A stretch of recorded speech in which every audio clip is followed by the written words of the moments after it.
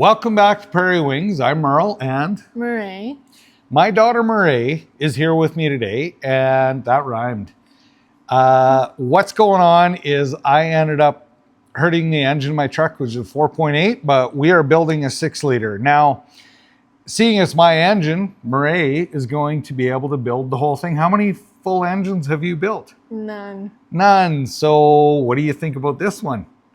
It's going to be interesting. It's going to be pretty exciting. I'm excited to see this thing go. Yeah. So really cool. What we're doing is we are setting this engine up that if we decide to boost it, we can boost it, but it's not going to get boosted.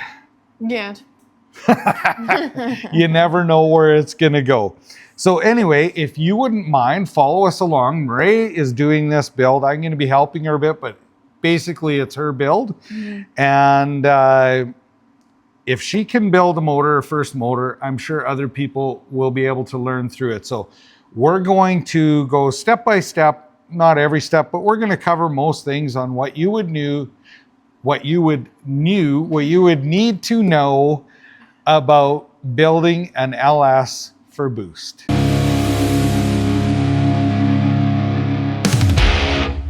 How did we get to where we are? Well, what happened is I hurt the 4.8 in the truck and I needed an engine. So I ripped one engine apart. I found the cam bearing was bad in that engine. The only reason I tore it apart is to take a look at it because I was just going to throw it into the truck. Then I grabbed another engine that we had out there outside and ripped it apart. And guess what? Another cam bearing gone. I could keep ripping apart engines. There are a few around. But it was like, you know what? We just need to rebuild it. So that's when Meray actually started working on other engines, and then people saw those and said, hey, we want those. So now this one we've committed to going into the truck. So what we're doing with this one is I've handed it over to Meray, and we got this thing hot tanked, cleaned up. And the cylinder heads we had jet washed. You disassembled all of that stuff. But where did you kind of take over? What is this sheet of paper? This is a fancy little sheet here that helps you measure everything to make sure it's within spec of what you want. So I grabbed this handy little guy, took it over to the computer because I didn't know what specs I was looking for. So I researched on there to find out what I wanted. There's a little lovely spot for that on here. And then I took a micrometer and took to measuring things. So painful as it was, how did you learn how to read a micrometer? Well, when I first started in the shop, Dad was like, you have to read a vernier caliper. So I learned to read one of those, and I guess micrometers turn out to be the same. Yeah, so we tossed the digital and the dial calipers, went to vernier because the scale is the same. So you knew how to read a caliper before. You knew, a micrometer before because of that caliper. Yeah. And did that help you a whole bunch in doing these measurements fast? Definitely, because I didn't have to learn how to read it. It was just like, hey, I got to figure out how to measure things. Yeah. And when you're measuring things, is there a lot of feel involved? Oh, definitely. You can be out very easily. You measure it and you're like, this is way out. And then you remeasure. Oh, just kidding. This is right. Absolutely. Was it a little bit painful how I forced you to keep doing it? Took like a day to measure everything. Yeah, right? It did. Because you really have to get a feel for it. It's not something that's like, oh, I got it right away. It's something that you need to take your time. So where we are right now is this block needs to be finished clean, needs to be honed. You've already cleaned up the crankshaft. It's cleaned up, measured. We've got other parts that are ready to go. What we're going to do now is we're just going to walk through step by step a whole bunch of things that you'd want to do if you're rebuilding your LS for boost or not boost. And we're going to do it from the perspective of someone who's building their first engine. And so if there's questions that you have, we'll be talking about the things that you run into. And yeah, so we will carry on with doing that. Aren't you glad you actually came to work in the shop? Yeah. When I was little, Mom and Dad were like, oh, we'll give you a job in the shop if you want to help clean under the plasma table or whatever, that sort of thing. Pick weeds, you know. Gave her a 5-gallon pail. Gave her a 5-gallon pail to go pick weeds. And what did you fill it with? Gophers. Oh, yeah. Well, they were running around the yard and you could hear them, right? Because they'd run into like a pipe or something. You'd hear them making their high-pitched noise. It's like, oh, where's the gophers? So, yeah, buckets had gophers, not weeds. Well, and the other thing was, I had this cute little girl, I don't know how old you were, but you were young. And you'd be chasing gophers around the yard, but you had a hard time doing it yourself. So yes. She'd pull my employees out of the shop to help catch gophers. So I forgive you for that. But now, did you hate the shop back then? I did, actually. I don't know why in particular, but it was just, I would rather not. That's why I was outside. It's like, no. Yeah. I don't know. And then now, all of a sudden, it was like, oh, I actually like this. Absolutely, and I'm so happy. So we're going to carry on with this, and hopefully you can join us for the rest of the build. Whoa, whoa, whoa. What are you doing? Are you wrecking it here or what? No. What are you doing? I am honing it, or deglazing it, I mean. Yeah, you're giving it a hone with a ball hone. You're deglazing it. So let's have a little chit-chat about what you're actually doing. So yank that out of there and let's take a look. What did you do first of all with the ball hone? You have that ball hone in your hand. What's on it? What do you mean? Like the WD? Yeah, so we want to lube everything up. So you give this cylinder a good lube. Yep, spray her up. Spray some on the ball hone. Make sure you got some good lube. Now, I see this here. What is this for? This is to tell what angle we want those lines to be, which is 30 to 35 degrees. Yeah, so what is what are you talking about? What angle of what lines? What are those called? Hatching? Yeah, the cross hatching in the cylinder. So this is a simple way. I just gave Meray this to give her a vision of the angle. Now she's done this before, so it's always good to double check what your crosshatch angle is, especially if you don't do this regularly. But if you look in the cylinder, it is easy to see what angle crosshatch you put into it. Now, what do you want to do? Say that you have 45-degree angle, so a steeper angle. How would I fix that? Slow down the speed of this.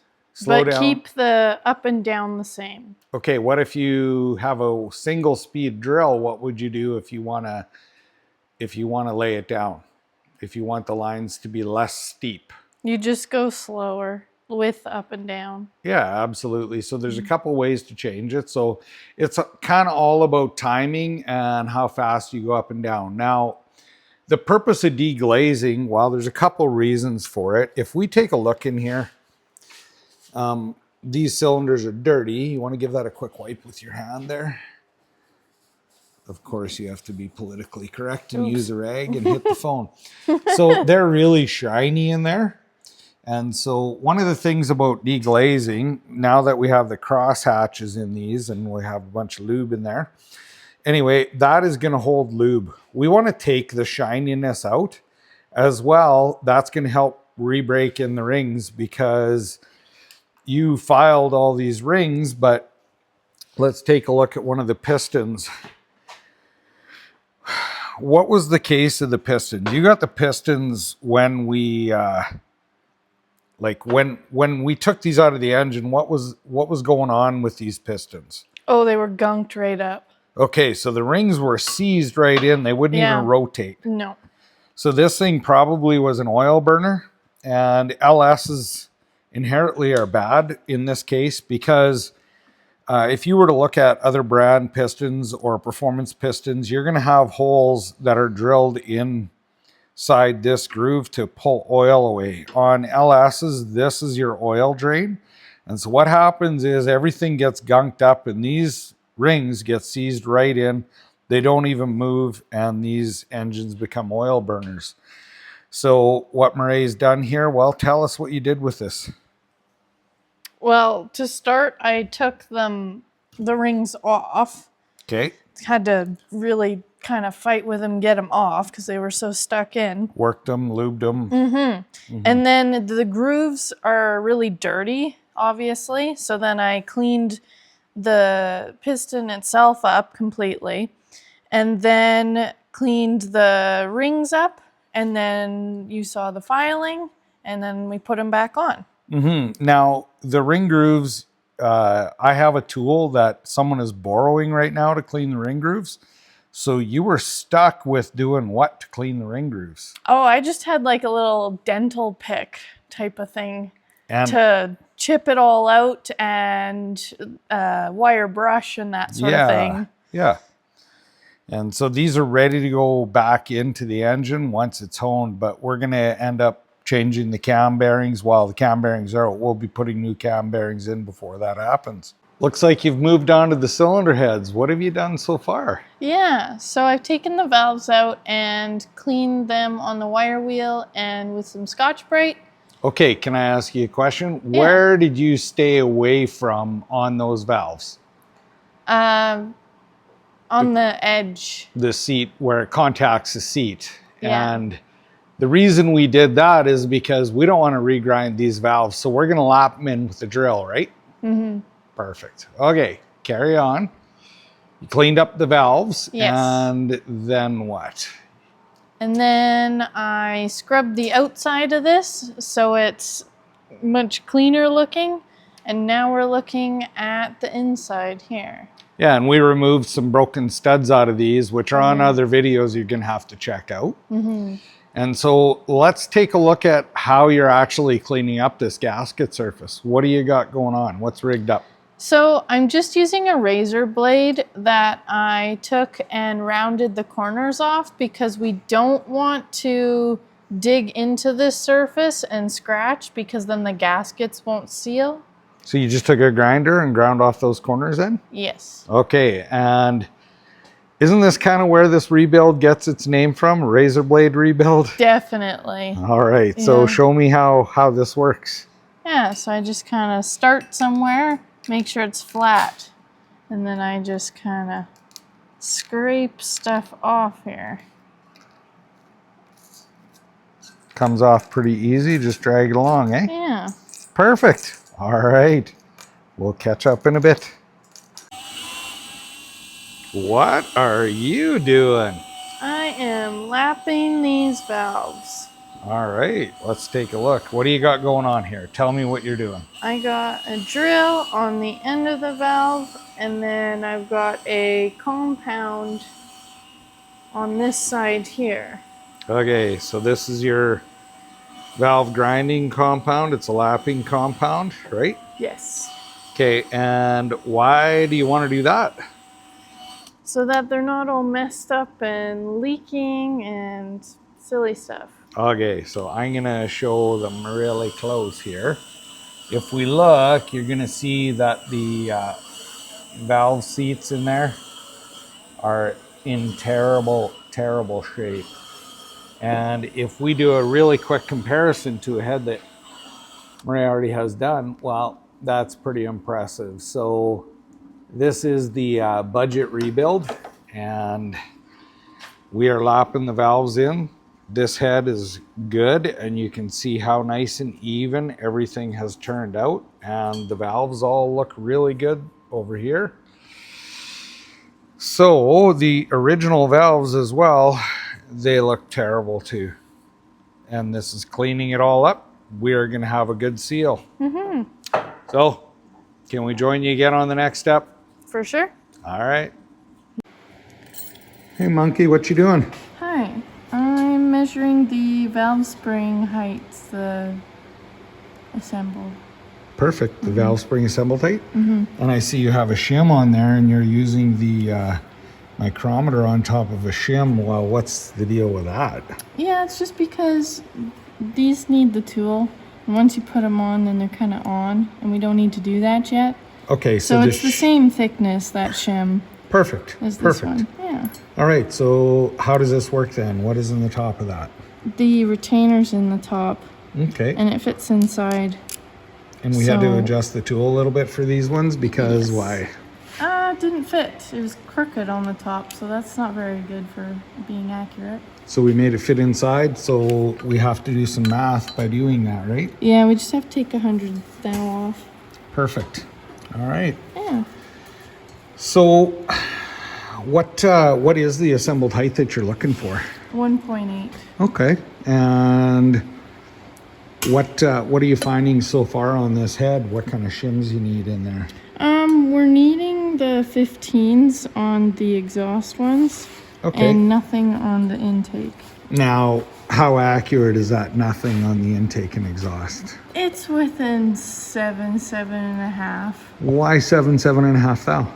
Just because 15 is the smallest shims we can get. Perfect. So we can get, what size here? 15 and 30 and 60 thou. So anyways, it looks like you are well on your way to getting this done. So we'll join you when you're putting springs on. Sounds good. Oh, I almost missed you. What are you doing? Just finishing up. I put these all together here. All right. So what is this thing?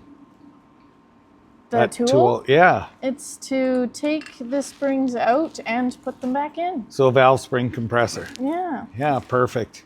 Well, would have been nice to see you do one, but Whoops. I guess it's too late. So A little anyway, next step we'll catch. Yeah. So what are you doing right now? I am pushing the trunnion out. All right. Pretty simple, doesn't take too much. Let's take a peek at that. All right. So why are we changing these? Because they're not going to handle the horsepower. The bigger camshaft, the lift, yeah. So, all right. And these factory ones, they've been known to fail. We're actually going to put a budget-minded one in, which is a bushing one. We'll take a look at that. So here's the rocker before. Here it is after, with the trunnions all pushed out. And let's take a look at what that looks like. Okay, here is the kit of the fancy new ones. Okay, what do we get in this kit? We've got installation tools. Yes. We have got new bolts. Yep. The trunnions and the little brass rings. Beautiful. And then we have C-clips to hold those in, right? Yes. They're Perfect. over here. Perfect. We'll get it set up and see you put one in.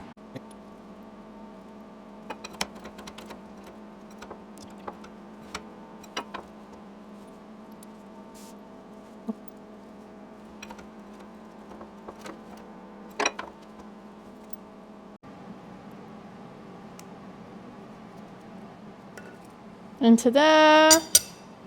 You're good to go. Just like that. Start it up. Yep. What you up to now? I am just greasing this cap.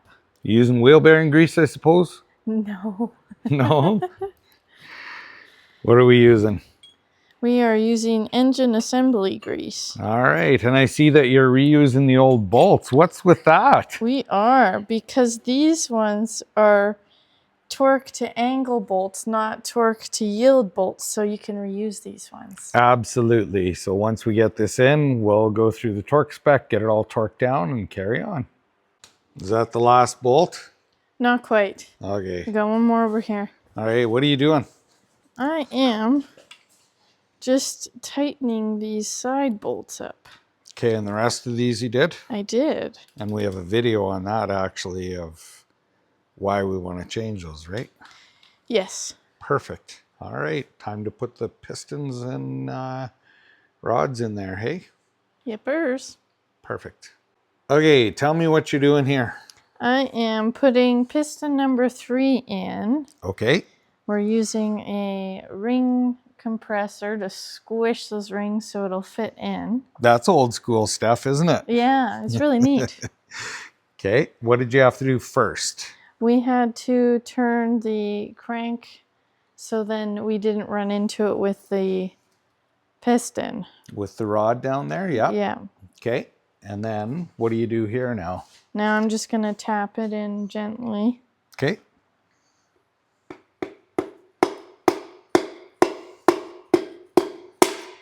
Okay, and then we just keep going and get the rods in there? Mm-hmm. Or rods onto the crankshaft? Yes. Tell me what you are doing. I am torquing these little bolts up here.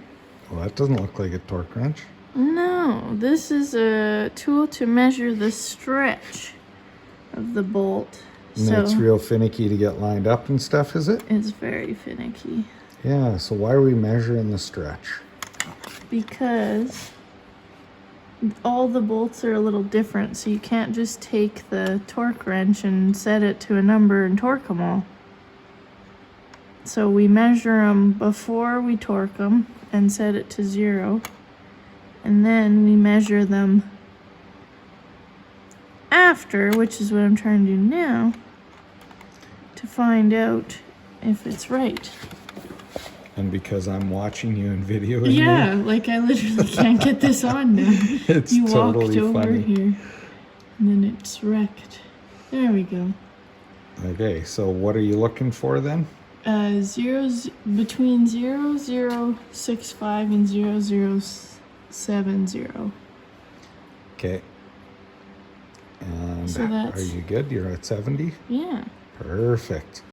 Explain to me what you are doing here. We are using nice tools here to line up the seals.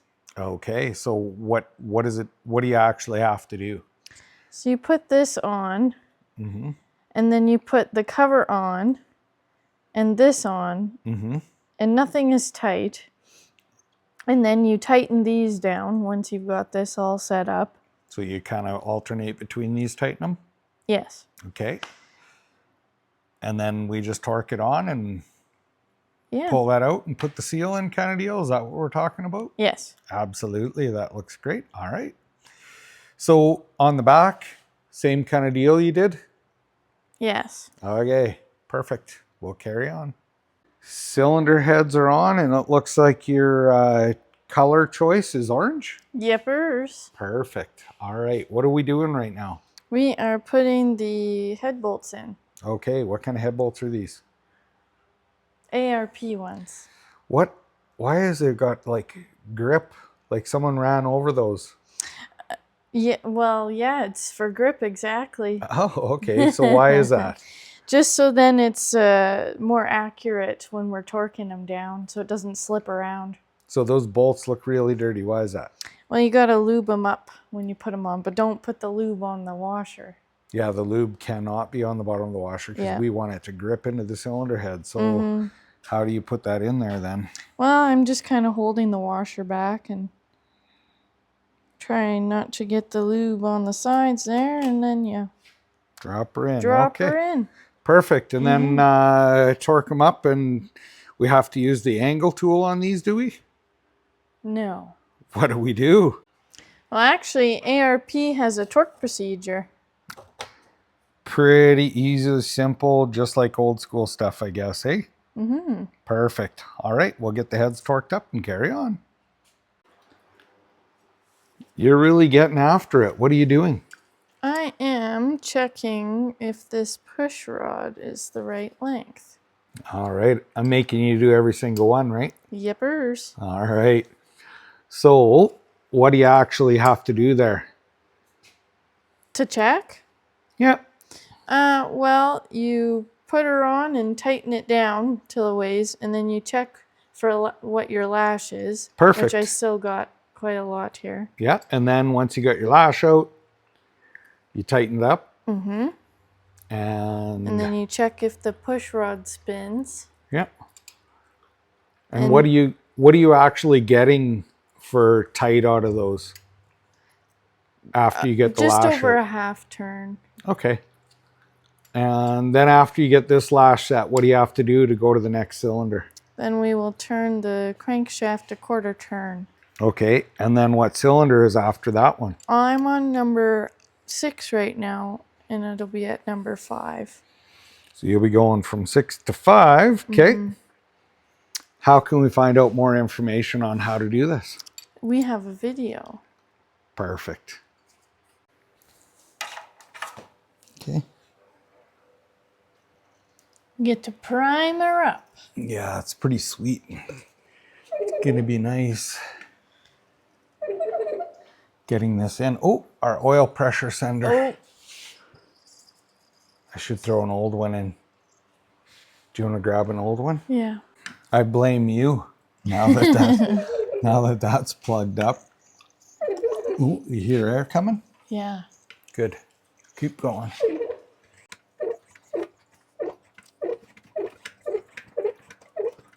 Oh, it's coming out somewhere. Yeah, it's getting all the pre-assembly lube is coming out.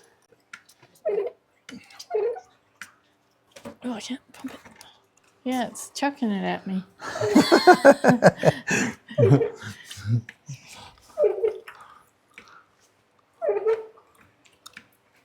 Wants to be your friend. Yep.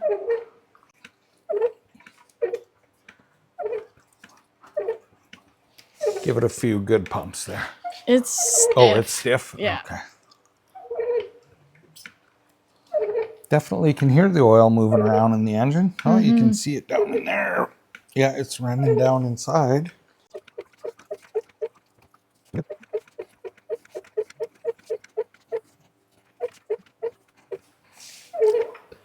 The weed sprayer is a little restrictive, but works good.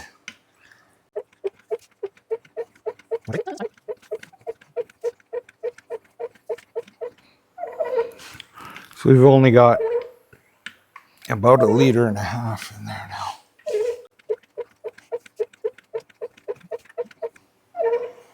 Oh, you hear those sounds? Mm-hmm.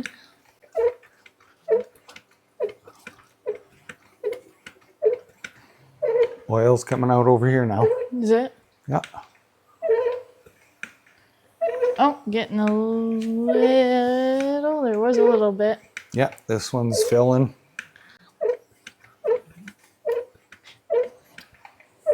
Yeah, we're getting some over here too now.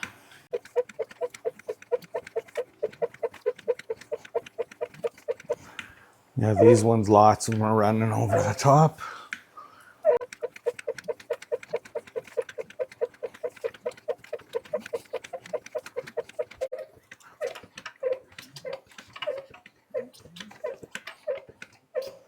All of them got oil. Yippers. We'll keep going. So the crankshaft gets oil. We'll pump the rest of that in there.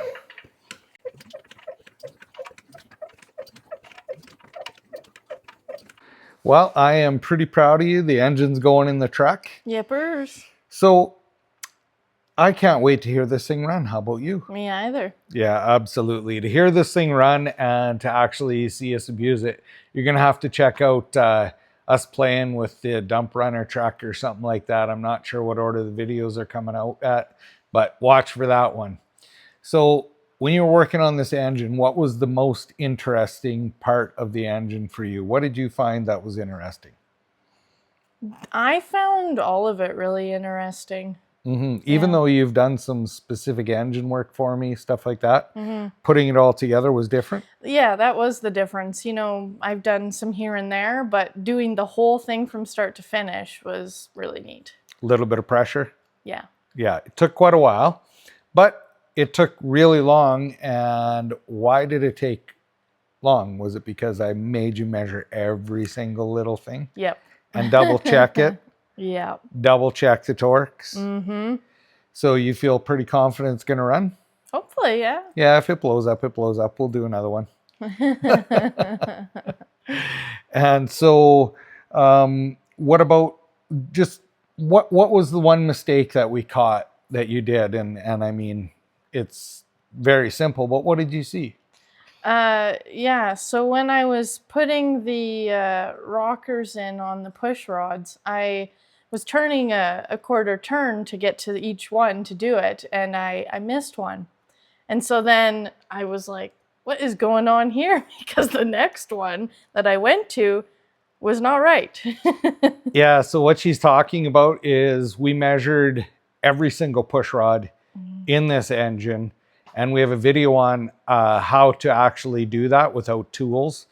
But you have to use the firing order to do it. And she was turning the crankshaft a quarter of a turn, which you have to do so that you can keep working around the engine. And instead of doing that, she skipped one cylinder, and so she jumped 2 cylinders and tried setting it up. And it was out by quite a bit, wasn't it? Oh, yes. It was out by a lot. So I was like, what is going on here? Yeah, absolutely. So, but it was a great lesson to learn. Yeah. Absolutely. Yeah. Now, what were some of the things that were outside your control that sucked on this engine? Well, you know, it's a razor blade build. So we thought, let's try some Amazon gaskets and that. Yeah, we tried. I mean, I've seen some individual Amazon gaskets, but we tried a whole kit. So we were missing a lot of gaskets. Yeah. It says it's a complete kit. It was not complete. As well as when we were putting seals in and gaskets, they were falling apart. And the seal, like the Valley seals, they literally, just trying to put them in, would split. And that was terrible. It was bad. The other thing that really sucked that you didn't experience a whole bunch is we bought some Amazon headers, which I wish we would have just left manifolds on because they're short headers. And those short headers aren't gaining us a whole bunch of horsepower, but I thought they looked really cool.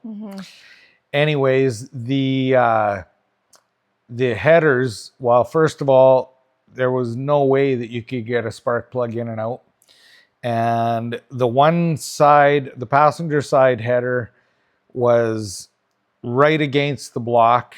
And so I pulled it off to clearance that. And that made it so that you would never be able to get their 3-hole flange away from the block to actually get down where you could put a downpipe on.